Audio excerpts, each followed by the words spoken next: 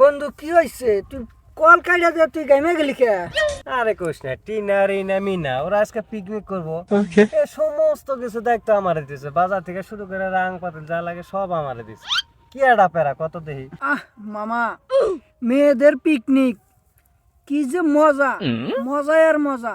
DJ গানের নাচ পুরাই 100-তে 100। এ বেটা থাম, খবরটা ভালো কর।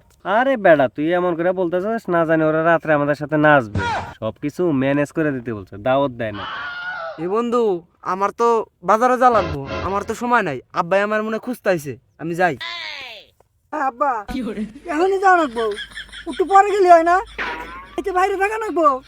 আচ্ছা আব্বা আমি এখনই আসতেছি, এখনই আইতেছি।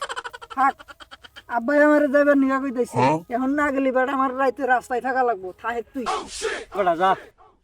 ওই মামা মাল আছে নাকি রে? আজকে আমার মাথা নষ্ট, মাল ওই 750 লাগবো, সন্ধ্যার পর আইতেছি।